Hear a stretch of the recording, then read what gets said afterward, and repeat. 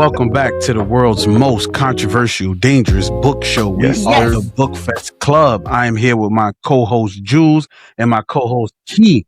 And today we are back covering the Jahquel universe with a caveat of doing 2 books today. Books 2 and 2.5. We just decided to, collectivize and do these books in one order, get it done with so we can move on to 3 and 3.5. It's a lot of books in Cappadonna's series, man. But what's going on with y'all, man? What's good people? How was the week for y'all? Staying warm. Everybody is, if you live in the areas where it's been snowed, most people it's snowed in, but it's always a great day for a reader to be snowed in because we could just sit in the house, listen to our audiobooks, snuggle up with our books and some tea and just read. So I've been enjoying it. What about y'all? I'm good, man. Just hanging in there. I'm glad my job is closed. I won't go in anyway because once I was just waiting on a word from the school, actually. They don't dictate when I go to work. It was the school. So once the school called and was like, it was done, I was already out of work. I was just waiting to see if they gave the word out. But what about you?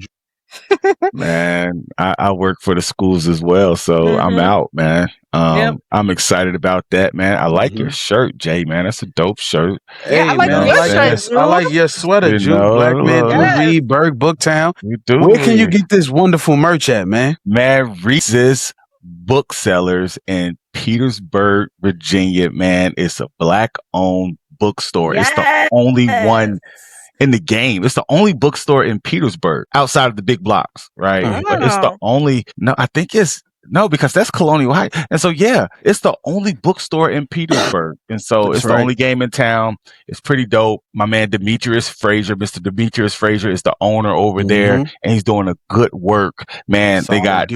I've never seen so many books by Black authors in one space before. I mean, that's amazing. It's just droves. And then you have music too. He has vinyl. He sells vinyls. He got a lot of stuff going on. He has some merch. He has some cool apparel. Man, if you're ever in the Richmond, Virginia area, take a little 25-minute trip down to Petersburg, Virginia, and pick you up some merch and check out Resist Booksellers there in the heart of historic Petersburg. And we was there for a book. What was it? We was there for a book exchange giveaway. Our first ever book exchange thrown by Chloe, aka Books and Birds. You can follow her on TikTok. She threw a wonderful event. It was catered by Something Sweet RVA. She has some good delicates, some good pastries. You as a pastry connoisseur is what he said. So, it was a good scene. It was a good setting. It was peaceful. It was a nice house. It was a nice, gathering of book readers. Absolutely. Who came through, and I picked up Kennedy Ryan's book Before I Let Go. It's a good one. I'm gonna check this one out, see what's going on. So this is what I got for the book exchange giveaway. So you bring a book, you get a book. So I thought that was a dope event. Can't wait to attend another one, man. But I gave a book, but didn't get a book. Man, I put a book on the table. You didn't pick a book up? I didn't pick a book up, man. I was so what book we did you interviews. Give away? I gave away, what did I give away? A Vision Driven Leader by Michael Hyatt. Yeah. Another nonfiction one? Another One Dark Window and Sweet Nightmare, which got ate up. As soon as I dropped it on, Shorty came through, snatched it up. Is man. That's the Crave, right? That's the sister Crave, series to the Crave series. Yep. We talked about that one. For sure. But let's not keep the people waiting, man. What they came for. They came here to see us, to hear us, listen to us, and watch us talk about Cap 2 and 2.5. Before we get into our 10-point rubric, as y'all know, if y'all been following us, you know the deal with that. What did y'all think about the ending of book 1 or 1.5, whatever you want to call it? Or 2.5 or 2? 2.5. No, 2. No. What did y'all think about the ending of 2 and 2.5? I texted the fellas because they are so far past me. That's why I asked. And I honestly was teary-eyed, honestly. And I'm not even that emotional of a book person, but I cried at the end of 2.5, honestly. And I think it's Jahquel's writing. She is not afraid to take it there. And it's one of these series where I've always felt like the core characters are safe. Like, they're not going to die. They're good shot. Naheem's been shot twice. His black ass still is alive, so I'm thinking, you know what I mean? The other characters are safe too. Like, I can't stand his ass, but yes, at the end of book 2, I was like, at the end of book 2.5, I was like, but yes, it just, I feel like from book 1 to book 2 and 2.5, Jahquel's writing just like shot up. The books were better. I loved it. Okay. What about you, Drew? I think it was dope. One of them was dope because I like the way that, and we're giving spoilers away, right? We're giving, of course. Yeah. I like the fact that Taz got his, right? Yes. Kinda. So it seems. So it seemed. Yeah. So it That's what they seems. say. That's my phrase that I'm using for the John World because you never know with the John World. Never know. But man, he's funny. He's like a Ace 2.0. You know, he's freakishly large men. You know, I love when they call him a midget and they talk about how short he is. Yeah, because he's little. Exactly. And so again, those highways are dangerous in John World. You know, anytime you're on those highways, anybody can get it. And so I like how it ended on it like an action note. And then the other one was sad. It was, some sad things that happened with Kendra. And so even though as much as, we can't stand Kendra, right? It's less sad to see someone go like that. It was. Out of just like stupidity that, right and not on 10. You got to be on 10. Like, it's rough out here in these streets. You about to be vulnerable in that way? Like, you worried about, but I told you, man, we call it humping while homeless. You know what I'm saying? Guys do it. Kendra just showed, you can hump while homeless and it cost her. And we'll talk about that later. But let's get into the rubric, y'all. The plot, the number one, did it keep it fire? Let's talk about it. Now, any one of y'all can go. Did the story grab you early or take too long to get going? And did you feel the plot was authentic or forced? Key, ladies first. I think the plot definitely picked up for me in the second book, Cappadonna 2 and Cappadonna 2.5. And I feel like I judged the first book a little bit too harshly. I was bored. I'm like, nothing is happening. But definitely in 2 and 2.5, it caught my attention. Both of the books ended on these insane, crazy cliffhangers. They started crazy out the gate with a bunch of stuff happening. So I was just very, very excited from the start to the finish.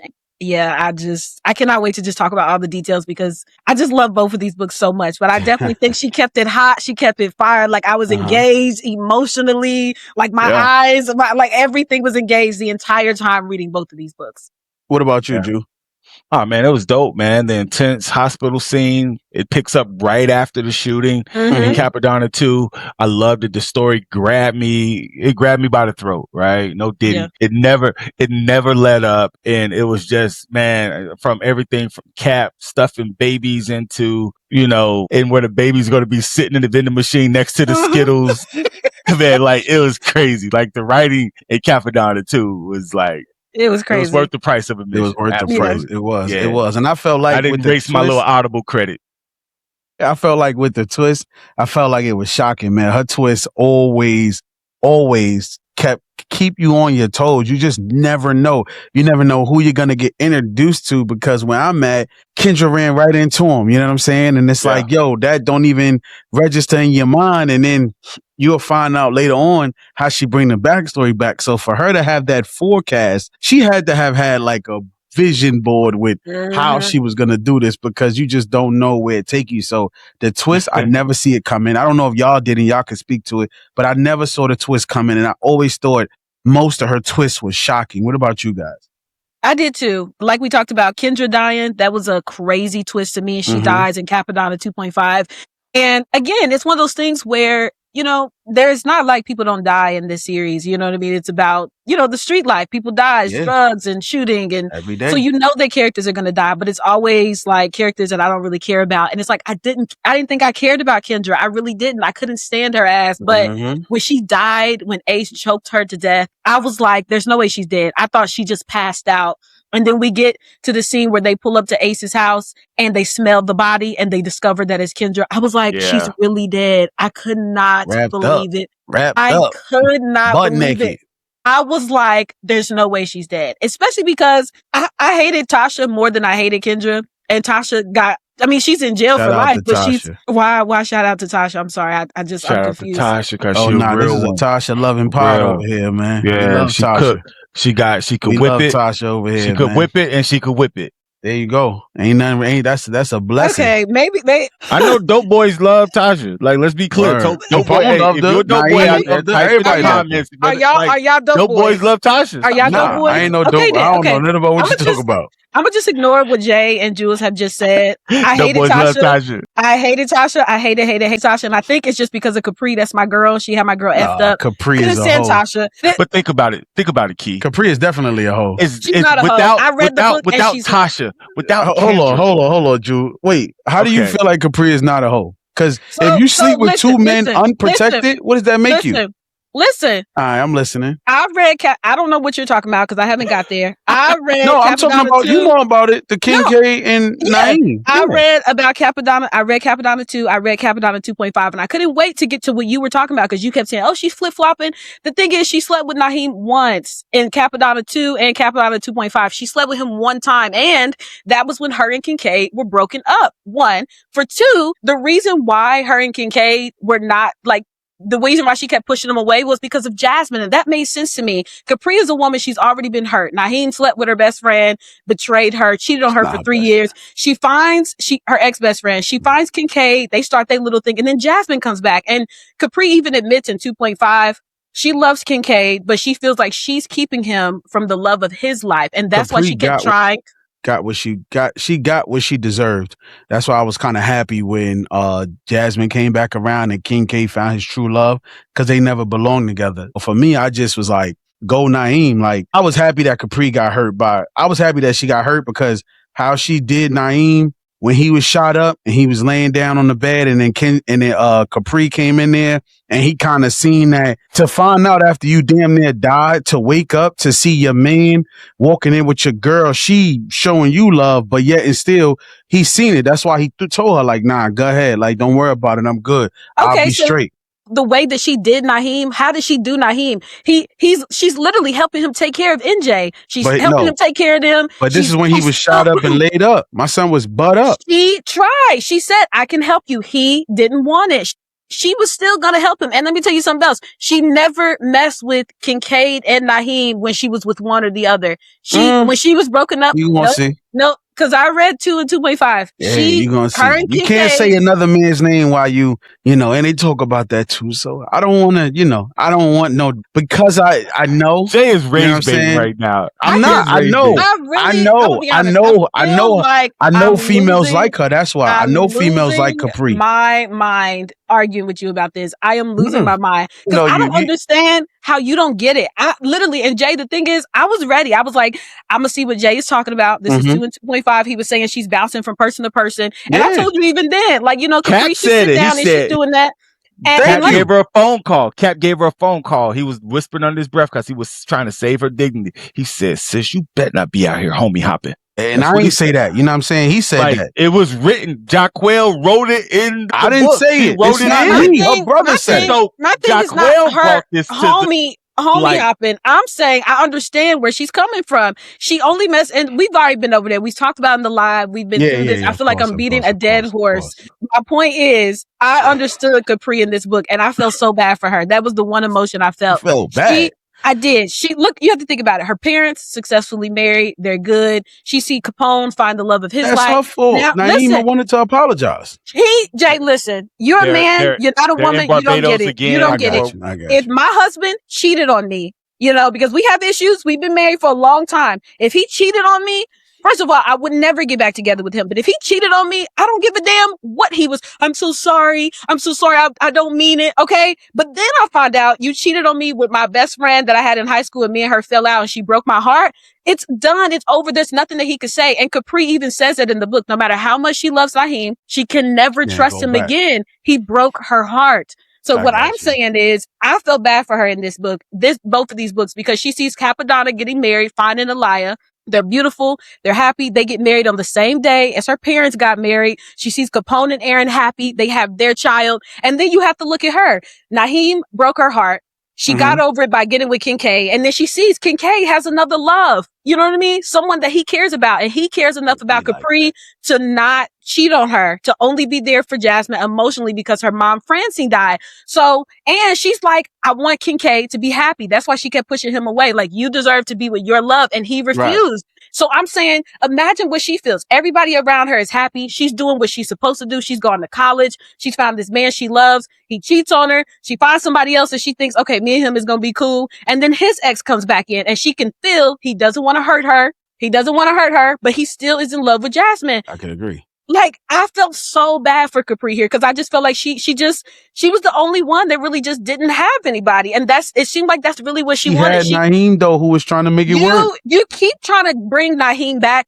I don't want Naheem back. He doesn't deserve her. When he cheated on her 3 years, for 3 years into their marriage, Jay, how do you still want him to be with her? Explain it to me.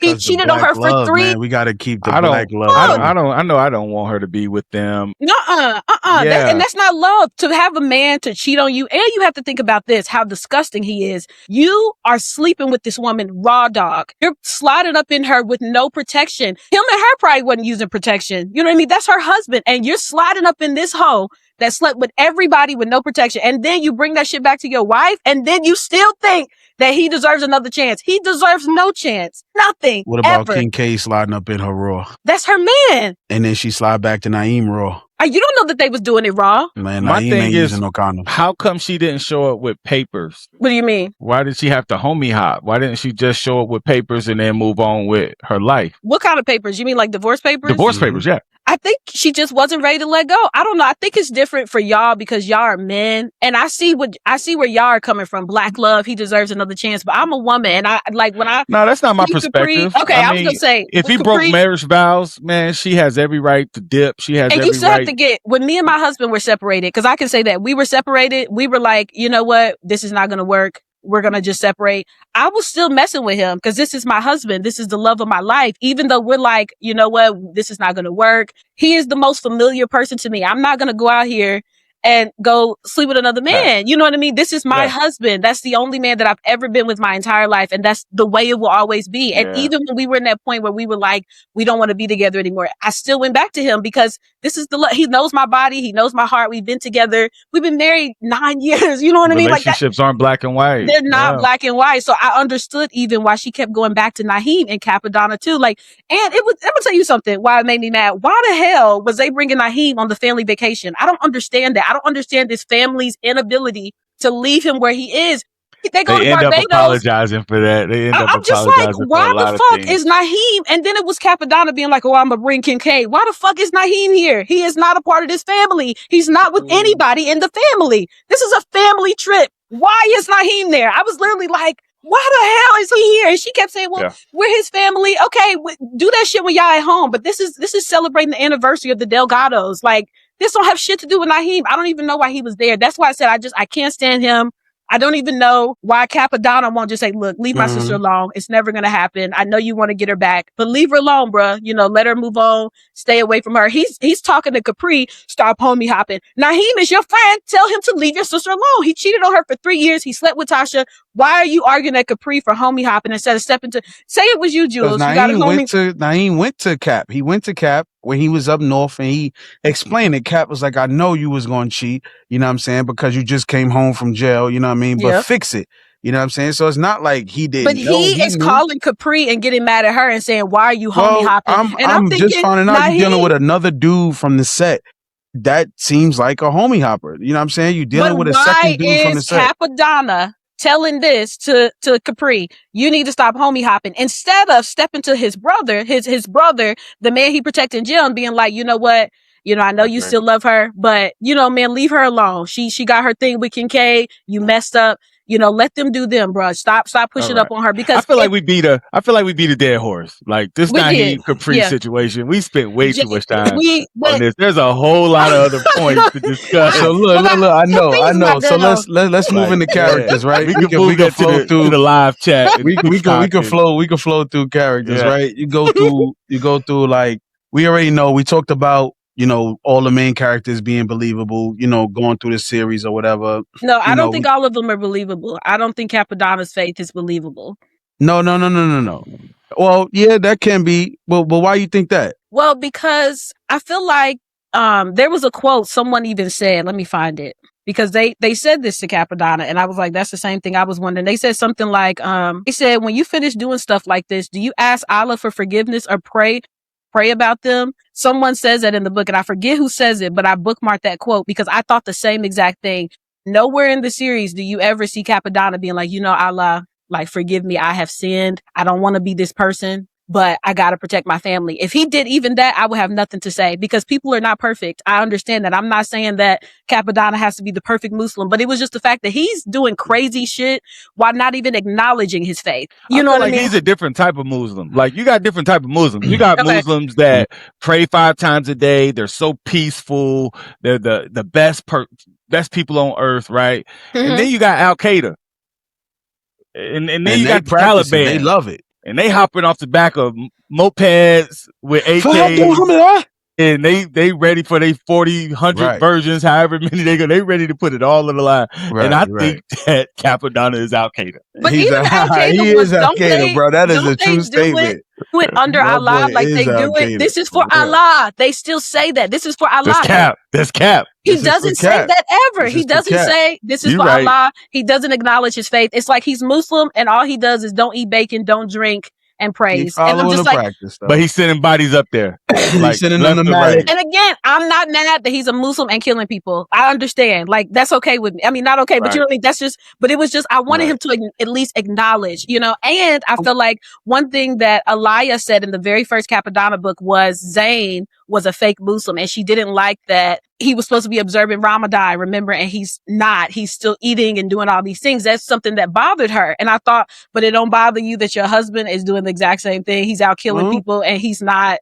You know what I mean? It was just, so I just wanted some kind of acknowledgement for her to be like, baby, let's pray together, or like something, you know, any acknowledgement of just him saying, I know that this is wrong. I shouldn't be doing it, but I'm doing it to protect my family and I'm gonna do whatever I gotta do. But Allah, please forgive me, something. But he said nothing. And so I didn't know if it was just he found his faith in Islam, because that's just what happens to niggas when they go to jail. You know what I mean? I see so many movies where that's just what happens. They go and they find the Nation of Islam. And if that was just a part of his story, I just wanted it to be more a part of his story, I guess. I think another part of his story while he was in jail was that he had to be hard. Yeah. Right? He wasn't trying to be hard. He was hard. And he was hardened. Yeah, right? And I believe that Alaia is soft where Cap is hard and she humanizes him. Cappadonna is a menace. She's the Cappadonna whisperer. Remember? Yeah, absolutely. What I love in book 2 is that she like Jahquel added layers to Cappadonna. He's romantic. He's a father. He emotes. But yet he's still brutal, but he's this protector, right? Yeah. I did like that. Like, I love it. He's a father. He's a grandfather. He's a provider. Right? He's a provider. He's so much. And I just love that, man, he's so romantic. Even when he proposes to her, he gave Alaia like some Hermes slippers. Yes. And there's a man playing a saxophone in the corner. There's another man that's playing a harp. Who do you know that plays a harp? Where does he find angels, boy? Angels. And they playing music. Soul Child don't change. I had to go on my title and play that because I was like, man, this guy, I'm taking notes because he is super romantic. And I love that they did that with him. Chubbs had to grow on me as a character. His relationship with Cap is blossoming. So I love that, this father-son relationship. I wanted to ask you about that, Jules, especially. You have your podcast talking about it. And I wanted to just get your opinion, especially, you know, the way Cappadonna lets Chubbs be emotional with him. And he even says, like, let me tell y'all niggas something, like showing emotion is not a weakness. And just, I definitely want to hear your perspective on that. Yeah. Yeah. And I love that he said, that's the reason why a lot of men are going around here unhealed, because they're suppressing their feelings. They're suppressing their tears. And I'm paraphrasing now, but I love the way that Jason Wilson, he puts it in his book, Battle Cry, where he talks about how there's stress hormones in our tears, right? And so when we cry as men, we're releasing stress as well. It's not a sign of weakness. It's actually that one of the healthiest things we can do as Black men is cry. Right. And so, man, to see this guy, Cappadonna, who can be seen as a brute, who could be seen as a menace, encouraging the man in his family, the young men in his family, to emote, right? To emote. Man, it's so powerful. It's one of the most powerful scenes in there. And then to drive the point home, they bring in CJ. Yeah. Yeah. And he has CJ reinforcing what they teach. Man, Cappadonna is changing the culture in the Delgato family.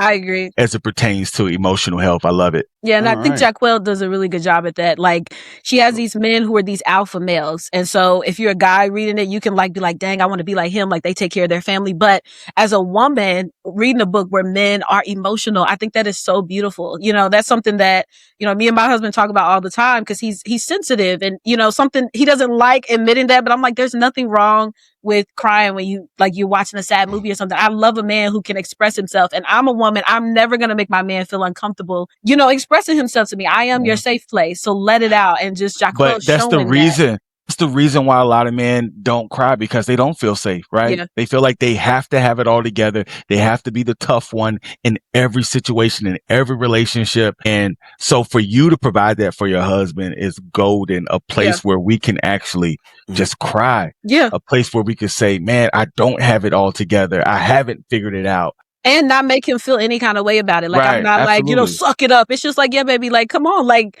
I'm crying to you. I look up to you. You're the head of my house. But if you need to lean on me for that, I'm there. And I love, like, you spoke about this, Cappadonna and Alaia's relationship. It blossomed in Cappadonna 2 and 2.5. You've seen how romantic they were. We joked about this off camera a little bit, but Kendra calls Alaia the Cappadonna whisperer because she's the only one that can calm him down, but just didn't understand that relationship at first. But I get it so much now. He's this hard guy. She is his soft place. Like, he is a place where he could just relax. She just says, baby, stop. And he immediately like clocks out of that wildness that he's in. And I thought that was just so beautiful. And sometimes she doesn't even have to say stop. I'm sorry to cut you off. Yeah. But sometimes she doesn't have to say stop. Sometimes she would just come up from behind him and touch him on the back of his elbow. And he would just, you know, he would know. And he would just that was so beautiful. That dynamic was dope. Yes, and I'm gonna tell you, I didn't like Alaia and Cappadonna together because of the first, she was a victim and I felt like he was a little too rough for her sometimes. But we see in this book too, I love me some Alaia. Like, she's actually tougher than she seems. Even with her standing her ground with Kendra in the hospital. With Kendra, like, she's learning how to shoot. In this book, she wants to learn how to drive. She wants to be more independent. So he's given her a space to feel soft and take care of her. And now she's like, okay, don't go too far. Don't go too far. Yeah, that's gonna be. We're gonna tackle that. We're gonna tackle that. Let's stay on the characters right now. Yes, sir. Yes, Jay, Who was your favorite character and who annoyed you? Ace annoyed me from the beginning to the end, but I loved it every bit because he was just the comic relief for me. I think he was for me too until I found out that he raped Amy. And then I was like, okay, this isn't funny anymore. It's like, he's absolutely a monster. He's disgusting and I want him to die. Because at first, and I'm glad he got what he got. I don't know what he got yet. You know, I ain't there yet. Nothing I don't know what happens to him yet. But literally, I was just like you, Jules. Ace is hilarious. You even sent that video in the group chat about that guy that would play Ace. And I'm like, kiki, haha. And then I found out he raped his sister. I was like, absolutely not. It's not funny anymore. So he is the character that I hated the most. The character that I loved the most probably was, I know y'all, are y'all gonna like clown me? My favorite character was Capri. I was looking at Jay's face and I was like, I'm scared to say it. Jay gonna shake his head. I knew it. But Capri was my favorite character throughout the series. Just not even because of what she went through, but just you see how she's there for everybody. Like, she welcomes Alaia in. Her and Aaron are thick as thieves. Her and Blair, her college friend, like, reconnect. She's really cool with the star, I think her name is. She's just friendly. She's cool with everybody. Everybody knows her. And I just really love that. Like, she just had really fun energy. Even though she was sad, she always showed up for her family. And I thought that was really sweet. What about you, Jay? Same thing. I really liked Ace. Monty was probably my favorite character. Oh, he was hilarious too. He was so scary. Monty was so scary. Like, yo, he was so scary. He was frank. I went and got drinks, man. Next thing you know, because you know how I would have came. You know what I'm saying? I would have held it down. And like, where was you at? Where was you at when you was super nigga? When he had the pistol in my mouth. Yeah, bro. He like, nah, man. I was getting drinks. I was getting drinks, bro. So he was hiding behind the couch. Yeah, Monty was. You thirsty? I got some drinks for you. Monty was definitely one of my favorite characters. Too. I was surprised some good characters inside. I feel like nobody fell flat. You know, everybody had a role. Everybody stood 10 toes in that role. Absolutely. Even when I hated them, they stood 10 toes in that role. From Kendra to just everybody. I loved it. And when we go on the dialogue, right? We already know the dialogue felt natural. I don't think it felt corny. We done tackled the slang. She didn't really change too much of the slang. But one thing I will say is, what did you think about any lines that made you pause, laugh, or cringe throughout the whole 2 and 2.5? Definitely the Cappadonna whisper. Jules mentioned this, the one where Cappadonna was like, he was like, I'm gonna kill you. I'm gonna kill that nigga you with. Matter of fact, I'm gonna kill that ninja you love so much is dying. Yes. And he said, and the fish in the fish bowl. I'm killing that fish too. Like he's Didn't he say something about putting a baby in like a vending machine or putting Kendra in a vending machine or something like that? I was like, said Alaia is the only reason they ain't stuffed that baby in the vending machine. Yo, bro, that is a horrible thing to say to your grandson. To your grandson. But he didn't believe. That's probably the most gangster thing I've heard in a book. Putting a baby in a vending machine is nasty work, bro. Somebody's gonna buy the baby. That's a lot going on with that. You have to be a vicious man. Another quote that I love is, he says, "Sounds all nice, but I will deal with the little hobbit that won't die when it's time." I just love how they kept calling Tweety and Chaz. Yeah, but Tweety, he just Chaz, even who is it? Even Raheem was like his little midget ass or something, like when he called him. Everybody just keeps making fun of the fact that he's short. It reminds me of Kendrick and Drake beef when he was just like, these bars go over Kenny's head no matter what I say, and talking about his size 6 shoe because he's short. Yeah. So that's just what I was thinking every time they kept commenting on how little he was. The part that also stood out to me is when Kendra returned to the hospital and was in Chubb's room with Cappadonna, right? There's all this tension there. And Kendra was just like, Cap, can we just talk? And Cap said, you gonna let me choke you? Can't breathe? Yes. I was like, jeez. And he was so serious. Yeah. Kendra was funny in her own way too, because she would say stuff like, "This nigga really is about to kill me. Now I'm in this room with him by myself." And she said something else. She was just like, "I hope they don't think that I'm gonna be helping them with the kid. I didn't want Chubbs. I'm not gonna be I ain't about to be no grandmother." They were just, the characters were hilarious. Like, I don't even think they were intended to be hilarious, but I think that's what I loved a lot about these books, that I literally laughed. I will say about the dialogue, Jay, one thing. I understand that Cappadonna and Alaia were like more romantic, but I did get kind of sick of the talk that like their dialogue was just really repetitive. It was just like, "Yeah, I love you so much. I love you too. I'll do anything for you." And they would just, "Oh, I just love you so." Like, they would say the same things over and over. Like, "Okay, I get y'all love each other. Can y'all talk about something of substance?" Like, they just kept repeating how much they loved each other. So I did feel like Alaia and Cappadonna's dialogue was a bit repetitive in book 2 and 2.5. It was just the same thing over and over. And I was there just was like, a lot of lovey-doveyness. It was, which I love, but I was just like, can we move on? Because it was the same lovey-dovey thing every single time. But they had to establish it. And then when I saw that he was going to marry her, I was like, oh man, we're going to have like probably about another 7 more chapters of this. But I love especially how Cap's, like, I love his unhinged, like, one-liners and his threats were crazy. Cap's mouth alone deserves its own trigger warning, because it's no telling what that brother gonna say, man. I love it. Yeah, another you never quote, know. I'm sorry. This is, his name is Ralph. I remember Ralph. He's the one who raped Alaia. And they seen him in the store, and Cap put his head in the fish tank and was about to drown him. When he goes and finds him, the guy says, "I promise I will leave. I promise I will cut my own dick off." And I was just like, look, it's too late. Like, you're dead. Like, cutting the dick off, it's over. But it was just, Cappadonna was so scary that you got niggas saying, "Please, I'll cut it off. Please let me live." I do whatever. I do whatever. I ain't trying to be in the morgue with no exactly. hammer. They're gonna kill you anyway. I'd rather die with my hammer, not you know what I'm saying? And then going back to what we were talking about as far as the father, I think one of the dialogues was the dialogue with the Delgato men, where Cap is encouraging Capella to cry. He said, "You lost the most important woman in your life. Grieve, because that's what real men do." He said that's why so many unhealed men are running around here. He says, "Man, you want to pass that suck it up ish on to my grandson." He said, "You ain't gonna do it." He said, "We ain't passing that along." Man, like, how powerful is this? That's why right when you think you got Cappadonna like cornered and figured out, you know who he is. He turns around and does something like this. But you called the Jules. He has layers, and that's something that I love. Capone, he's still number one, but I didn't feel like Capone had as many layers as Cappadonna.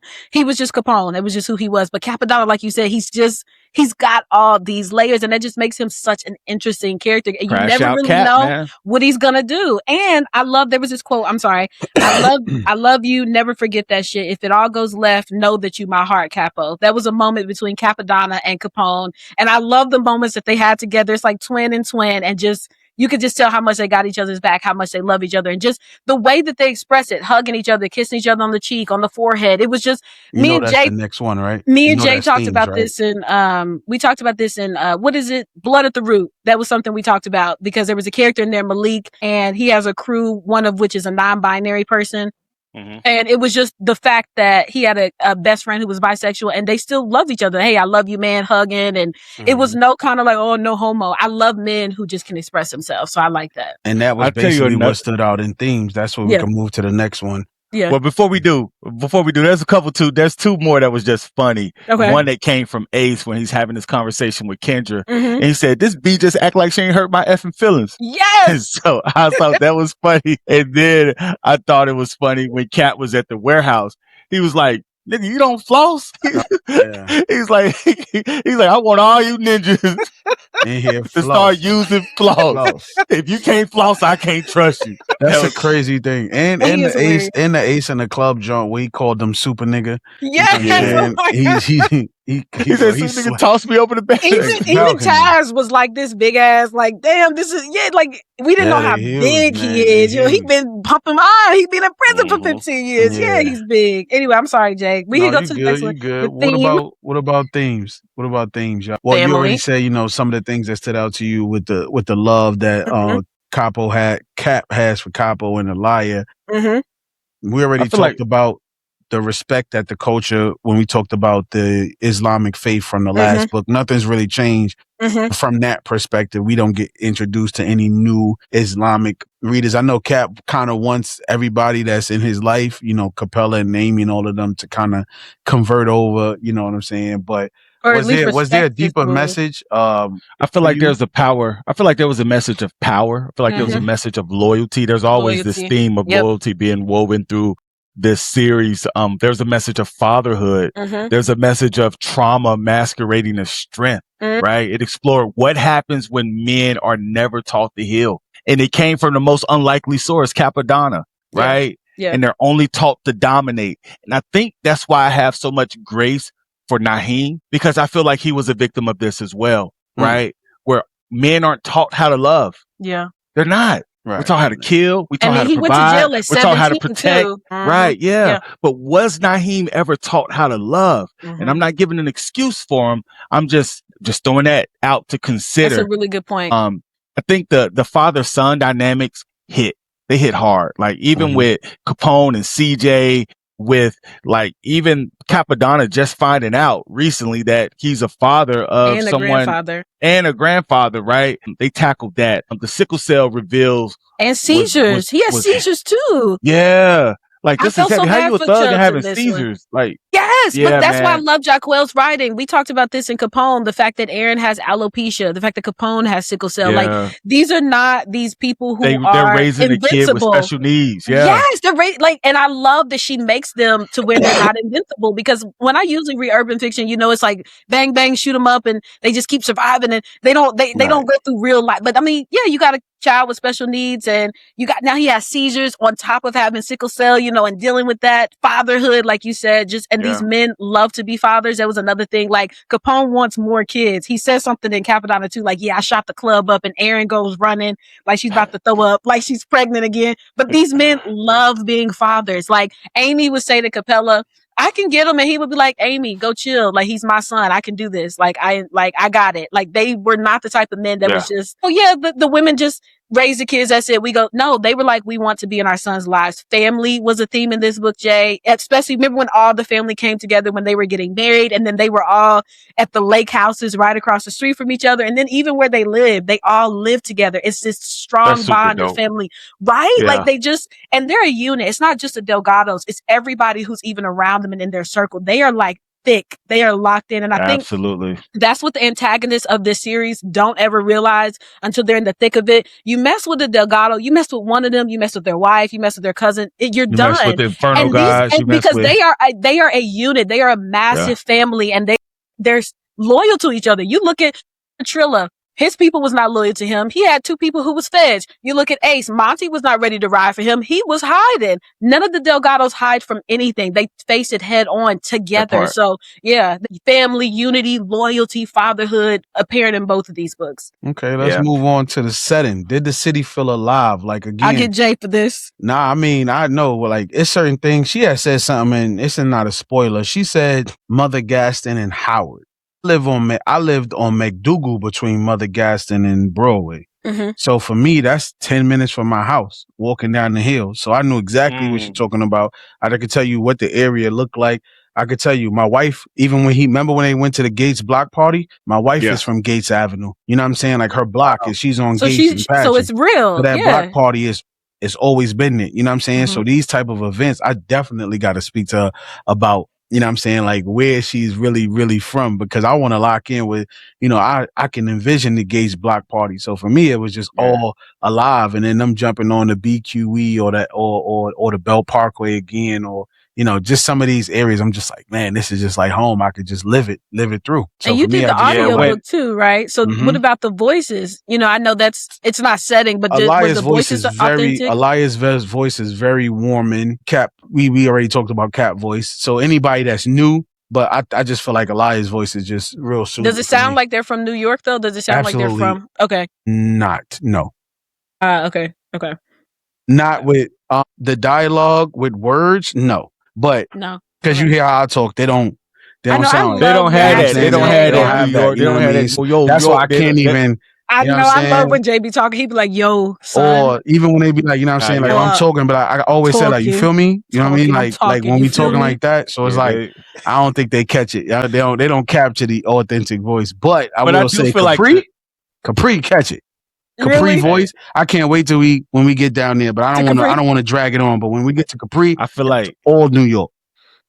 I feel like the city was, like, when we talk about setting, I feel like the city was an absolute character in and of itself. From the highway scenes, from the hospital scenes, to the warehouses, the block party. I felt like I was there in the open air, sunny, when Cap slammed Harrison face down on the grill. I felt like I was there. I felt like I could see it. And then the TJ Maxx scene felt so cinematic alone by itself, right? Because first thing I do when I go into TJ Maxx, I got old man bladder. I go straight to the bathroom, so I know what that area looked like, right? And so I can see how Capri could come around with the burner and be like, "Yo, man, hey, listen, it's not going to end well for you." What he said in the Mac, when he said handle him, he said, "Freeze, nigga, you want to die?" You got to watch the Mac to catch that jump with Richard Pryor. Where Richard Pryor told him that. That's how Capri came up to him. So they was holding it down. I mean, the city is the city. The setting, we know her street. If anybody's taking the highway, you know what's about to happen. Oh, you know it's gonna be two bikes in a car, and I'm like, oh, here we go. Let's go. I feel like that's how they're at their strongest when they're on the highway, because Capone and Cap will tell you quick, "Hey, get on the highway." They will tell you that, get on the highway. They tell it's easier to move on the highway. You got to drive it. Like when you drive it, you'll understand like how you can maneuver on, especially the belt. I don't understand because I don't even like driving above like 40 miles an hour. Like, so I'll be somebody gonna throw a water bottle at you. I used to keep water bottles with pennies in it, and anybody that was driving when I drive past. Hurry up, hit the door. Boom. I drive like at least 65 on the highway. I don't ever take the highway because I hate driving fast. It makes me very nervous. You get on that belt. When I just got my driver's license like 5 years ago. Like I just started driving. Like I'm scared to drive even still. So, and in New York, they talk with their horn.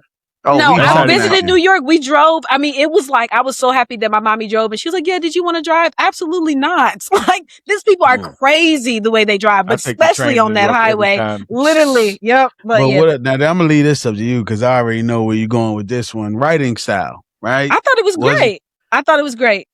You know how you do grammatical errors. No grammatical errors. You know, that's all you. So I feel like it's good. We listen to it. So for us, I can't see grammar. Yeah. You know what I'm saying? Well, no, I read Cap 3. So, but for what we're talking about, I did audio book, so I can't I thought it was amazing. I would say, I feel like, I think she's gotten a lot better.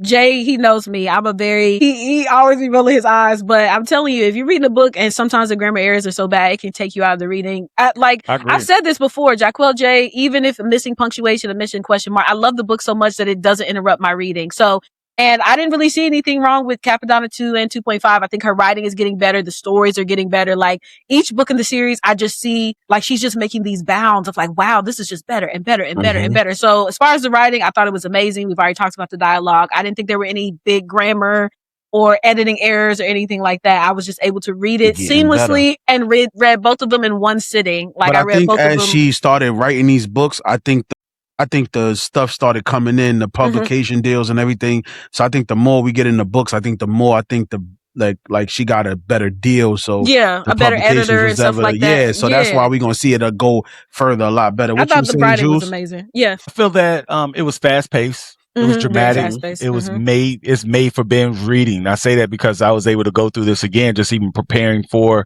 the talk in rapid time. You know, I was able to put it on 1.5. I'm trying to keep up with Jay. Yeah. Put the Audible on 1.5. I was able to go through the book. Actually, 3 times I was able to go through this book. And so it was real cool. I feel like the Arthur style works for this world. Yeah. I feel like it works for this world. Man, it just grabs you in.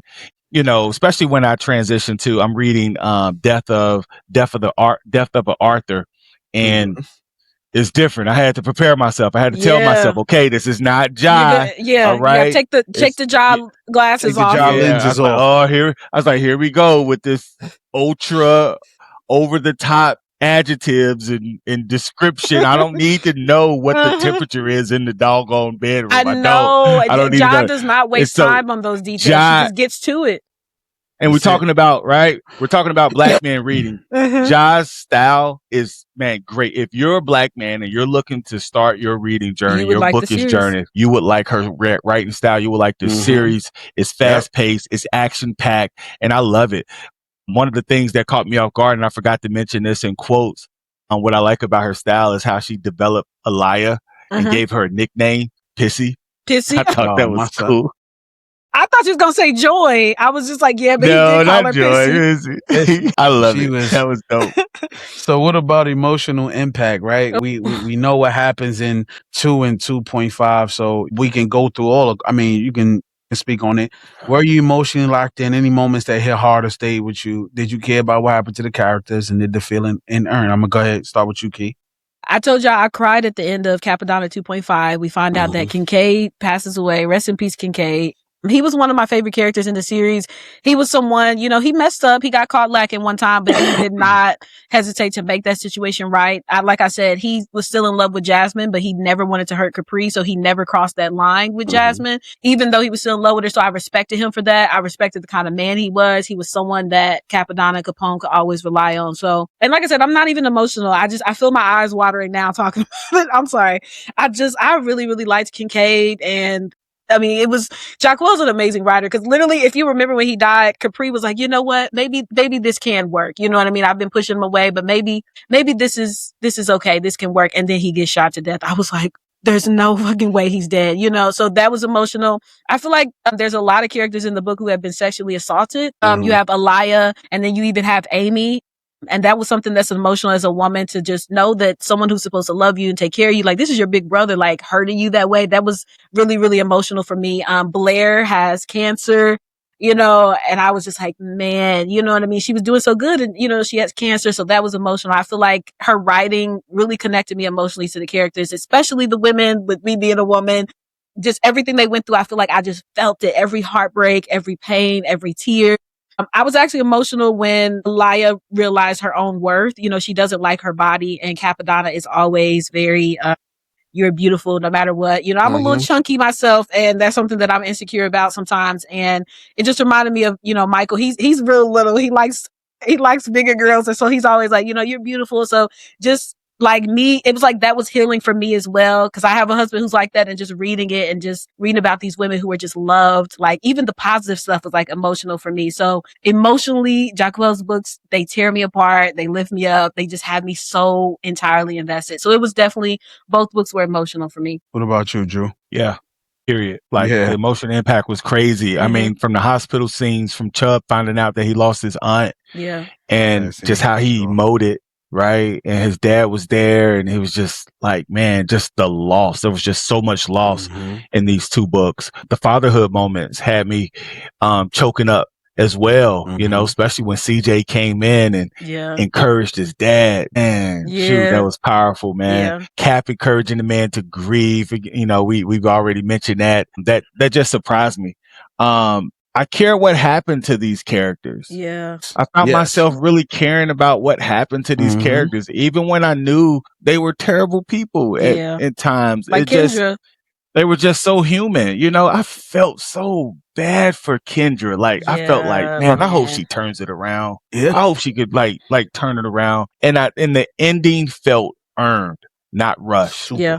Right? It didn't feel rushed. I felt like she really took her time and emotional wove those emotions in there so that it could land you at the point you were at the end of both of these book 2 and 2.5. Yeah, and so this book had me stressed. It had me sad. It had me smiling.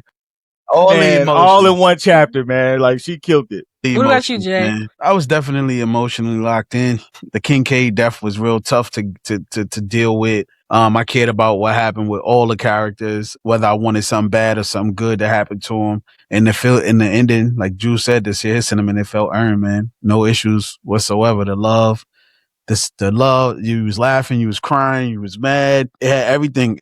It triggered everything emotionally in me when I was reading the book. That's how you know she had great emotional impact, and it made me feel something. But what do y'all think about originality? Did y'all? I thought it was original. Fresh. Obviously, we know it's fresh. It's definitely fresh. I love how in the book 1, we talked about this in our first review, that it kind of mirrored Capone's book a little bit, just Cappadonna and Capone. But in 2 and 2.5, Cappadonna's path, he has his own path. And I feel like I judged book 1 way too harshly because that was just a warm up. But now we are just seeing. We're seeing some layers. But we get it. Love you, girl. I can't stand Jay. But 2 and 2.5, I mean, it was very original. Cappadonna is his own character. I love that. Like, they're twins, but they could be brothers, really. He is a completely different character. Like, he has definitely original. I've never read a book like this. The twist, never could see them coming. Everything just felt super fresh. I think that's why it sucked me in, because it was like, what's going to happen next? Like, I have to know what happens next versus like, I've seen this before. You know, so definitely fresh. So that goes into the book stand out in the urban fiction. Drew, what you think? I think it does. I don't got nothing long to say about that. I think it stands out in the urban fiction for me, for what I've read so far in urban fiction. Yeah. I feel like the urban fiction tropes, they're here, but they're handled differently and with personality. Like take Cap, for instance. He doesn't feel like a carbon copy Kingpin. Nope, he doesn't. You know, totally different from his brother. Peeling back the layers of Cap. He's different from Capone. Crazy. And we're starting to see that in these two books. The emotional layers. Yeah. Took off his belt and whooped him. Like, he's the crash out king. Like, and then this dude is super romantic, got harps playing in another scene. Like, and then he's encouraging the men in his family in another. Like, and he's putting somebody's face on the grill in another. Yeah. Tell him my daughter is cute. Tell him, yo, she cute. Yo, Cap, she cute, bro. You know what I'm saying? He said Harrison. He didn't even call him Cuz. He said Harrison. And he called his brother like, yo, I ain't even going to do nothing to you because I respect your mother, but I'm going to take my belt off and whip you out. Did not tell you. And Capone is just like, yo, Baby Boy, man. When Jody was whooping them kids, when did somebody steal his bike or something and he pulled him over, he pulled off his belt, started whooping the kids. Yeah, that's what it reminded me of when I was reading it. Yeah. So what about the on-air conversations, y'all, as we go to the 9th and 10th point of this rubric, right? What parts have you hooked? What parts had you hooked? Real quick. We can go through this real quick. What parts had you hooked? You go first, Jay. We always go first. I want to hear what you say. Man, him throwing Ace off the balcony. And I like when because Ace said something. And then once he said something, he was like, Capo was like, it's no stopping him now, bro. And he just walked over and threw Ace off the balcony. But even before that, what part had me rolling my eyes was like, yo, Qasim, my son put the gun to his head and was like, go ahead. That was like, yo, this guy is going to be a problem if this dude don't pull his trigger. He was like ready to die. And you don't really understand why he was like, yo, pull the trigger, dude. He was like, and that do part it. had me like, yo, this dude is legit crazy. I was rolling my eyes. What about y'all? I have to say the part where Cappadonna killed Monty. Mm-hmm. And I think That's that part, gangster. it was gangster. Like, he's just firing at the car on the street. And then he was like, yeah, the guy in the passenger seat was still breathing. So I went ahead and handled that. Like, he just takes him out. And the interesting part was Van Ducey Cromwell, that whole dynamic. It reminds me of, if y'all seen the movie John Wick, you know, those hotels are safe places. Like, you can come there, but you're not supposed to fight. And I really love that dynamic, that this was a safe place and Ace violated that. You know what I mean? So he don't even only have Cappadonna after him. He got other people after him too. So that part had me hooked. What about you, Drew? I feel like the hospital chaos was crazy. The grief scenes were, man, they were on 1,000. The grief in this book was heavy. I like Cap's fatherhood arc. You know, again, I got the fatherhood podcast, Pop Talk podcast. So I love that arc, how he was grandfather, father figure, you name it. He was there. I think Kendra's delusion, gross delusion. She was absolutely crazy delusional. Yeah. Like, she would have thoughts that I'm like, girl, be for real. Like, she really still thought that her and Cappadonna had a chance, even after she was just like, maybe he would just, I'm like, girl, y'all are done. But it was just her continuously thinking, well, maybe, I'll know what I'll do. I'll tell him where Ace is and this will get us back on the right track. Like, no, he's never getting back with you. Like, please, like, just move on. Yeah, I like the TJ Maxx highway shootout sequence as well. That was probably. I text y'all. I said this one's for the girls. I don't know if y'all remember when I text y'all that. I said, did. I remember you said that. That's why I was like, yeah, they was holding it down, bro. Go ahead. Go ahead, Drew. Yeah, no, that was it. I feel like this is a must read for urban fiction lovers. Must read. Same. I feel the same. Man, I feel like it was gritty. It was emotional. Like, gritty, it was just the street heavy stories that I love. Right? I love the bellies. I love the. Not Belly 2. Name it. The Wire. The Belly 1. It's not Belly 2. That was hard. You know what I'm saying? I don't know from state to state. I love just gritty. He said, I don't like that shit. I don't like that shit at all. I'm about to drop the dime on them fools. And like, if you like Power, if you like BMF, you know what I'm saying? This falls right in line with that, right? Stories about complicated men and strong women. So you're gonna see it. You're gonna see it in this. It's dope. So I'm assuming we would recommend this book to everybody. Anybody who would love, forget it. It don't matter what you love, what you like. We recommending this book to you because it's something that you can read and get into. No doubt. You know what I'm saying? We already done the movie series. We could probably pick that one up another time, but let's finish it up at number 10, the final verdict. What are we saying? How many bookmarks are we giving it? No need to explain the system because if y'all been following us, y'all been locking in with us. Y'all know what it is. So I'm going to go with 2 and 2.5 because of the dramatic ending. I'm going to go a 4.5 on both books. Same, Jay. Look at us. I'm the same. 4.5 bookmarks. Yep, 4.5 bookmarks on the rubric scale of 1 through 5 on the Bookfest Club. So we got 4.5. What you got? This book was chaotic. It was intentional. It was painful. He in it. It was addictive. It was like cook crack. It was like, you know what I'm saying? I don't know what it's like, but it's crazy. Man, I hear that it's it's obviously addictive. I give it a 4.8, man. I want to. That's what I'm talking about. So we all in the same. We all in the same. This is a close to classic. This is good. This is a close to a classic. I think 4.5 is 4.5 bookmarks is a classic. You know what I'm saying? It's still absolute heat. This is 2 books. This is 2 books, and then. Yo, she just ill with it, man. So we giving it, it's definitely certified heat. These are all of our takes. He got me taking romance notes over here, man. This dude got a harp and the saxophone. When they play Promise by Jagged Edge, I'd like you. I was like, I gotta play this. I gotta listen to this. Cause I'm like, that's my jam. And then there's a playlist. There's a playlist. There's a playlist. Yes. And so y'all go check out the playlist for this whole series, man. It's on Spotify and it's on Apple Music, man. Check it out. Yeah. And if you ain't check out Capone or Cappadonna yet, y'all, we encourage y'all to please lock in with that book. Step away from the fantasy, step away from the thriller, step away from the self-help and jump into some urban fiction and lock in, y'all, because she has given us at least 6 bangers so far from the books that we've read. Like there has not been a bad book in her series thus far, man, because she knows how to write and keeps everybody interested. Anything that y'all got for the people before we get up out of here? Just thanks for always supporting us.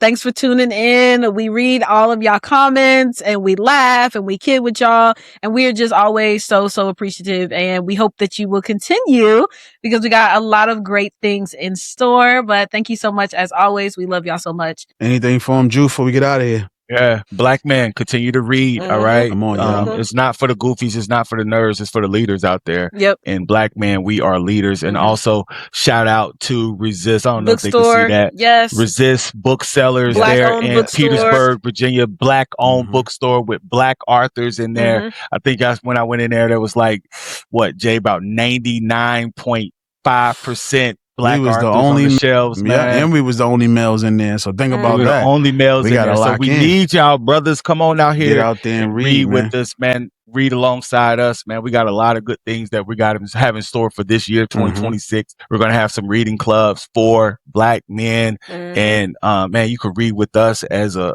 podcast. And, hey, we need more black men reading and passing that on as their legacy. All right, y'all. Yeah, until next week, we'll be covering. You gotta do yours. What you got for the people? And because you always funny. I ain't got nothing for the people. Support Naeem. Support Tasha. Get the shirts. You're going to see the free Tasha shirts merch. You're going to see the Black Love Naeem shirts. You know what I'm saying? You're going to see the Black Love Naeem shirts coming soon. And we're going to rock them on the pod. We're going to rock them in the street. I can't rock that one, bro. I got grace for Naeem, but I can't rock that one. I gotta have that, man. I gotta have that for sure, man. I'm gonna have the merch ready for everybody, man. You know what I'm saying? I get a Team Capri shirt made for you so you can rock that. No, you need to give me a Rest in Peace Kincaid shirt. That's the shirt I want. Man, you gotta keep reading, darling. We ain't gonna talk about that no more until next week, but we covering, not next week, because we'll be on hiatus next week, but y'all still get this episode next week, and then we'll be back with 3 and 3.5, and we're gonna be finished with the Cappadonna series. Until next week, we got Jules the architect, we got Key the reader, and we got Jay the speaker. We are out.